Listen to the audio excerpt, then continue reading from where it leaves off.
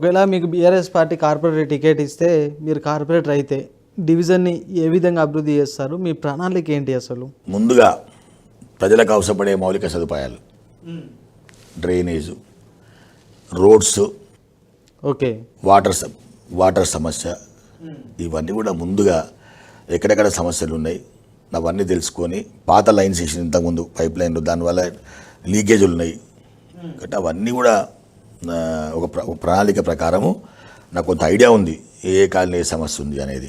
దాని ప్రకారం ఒక ప్రణాళిక సిద్ధం చేసుకొని అభివృద్ధి చేసే దిశగా ముందుకు పోతా. రైట్. అదేవిధంగా నియోజకవర్గంలో మీ ఎమ్మెల్యే దేవిరెడ్డి సుధీర్ రెడ్డి గారి అభివృద్ధి ఏ విధంగా ఉందంటే ఏం చెప్తారు?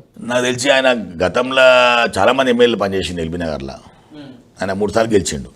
ఒక విజన్తోని ప్రజలకు ఏ అవసరాలున్నాయి, ఏది చేస్తే ప్రజలకు ఉపయోగపడుదని సూక్ష్మంగా ఆలోచన చేసి వారు అభివృద్ధి చేసిండు. ఇది ఇప్పుడు పెద్దవి ఉన్నాయి, ఫ్లైఓవర్స్ ఉన్నాయి, ఫ్లైఓవర్ ట్రాఫిక్ ఇబ్బంది, ఫ్లైఓవర్స్ ఉన్నాయి. కొత్తపేట ఫుడ్ మార్కెట్ షిఫ్ట్ చేసిండ్రు, అక్కడ ట్రాఫిక్ ఇబ్బంది ఉంటే ఇప్పుడు హాస్పిటల్ అవుతుంది, టీమ్స్ హాస్పిటల్ గవర్నమెంట్ హాస్పిటల్ పెద్దది అవుతుంది కొత్తపేటలో.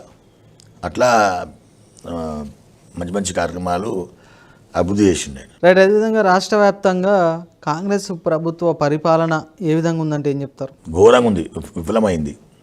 కాంగ్రెస్ పార్టీ ప్రభుత్వం అయితే మనకు ఏదో మాటలు ఇచ్చినారో, అప్పుడైతే వాళ్ళు వాగ్దానాలు చేసినారో ఏ వాగ్దానం నిలుపుకోలేదు. బీఆర్ఎస్ నిలుపుకుందా వాగ్దానాలు? అన్ని నిలుపుకుంది. నిలుపుకుంటే ప్రజలు మళ్ళీ అవకాశం ఇచ్చేటోళ్ళు కదా. ఇష్టోళ్ళు అంటే 10 సంవత్సరాలు 2 సార్లు గవర్నమెంట్ చేసింది, 3వసారి ఖచ్చితంగా ఏదో వ్యతిరేకం ఉంటుంది. దాంతో బీఆర్ఎస్ పార్టీ ప్రభుత్వం చేయలే అనే మాట అనలేం కదన్న. రైట్. అదేవిధంగా మీ ఎమ్మెల్యే పైన అవినీతి ఆరోపణలు కూడా ప్రస్తుతం కాంగ్రెస్ పార్టీ బీజేపీ పార్టీ నాయకులు చేస్తున్నారు. మా ఎమ్మెల్యే మీద కాంగ్రెస్ పార్టీ, భారతీయ జనతా పార్టీ అందరూ కూడా మీకు ఇందాకనే చెప్పిన, నా మీద ఎట్లయితే చేస్తుండ్రో అభియోగాలు, ఆయన మీద కూడా రాజకీయ కక్షతోనే చేస్తుండ్రు. ఊర్వలేక ఆయనను ఎవరు ఢీగొట్టలేరు.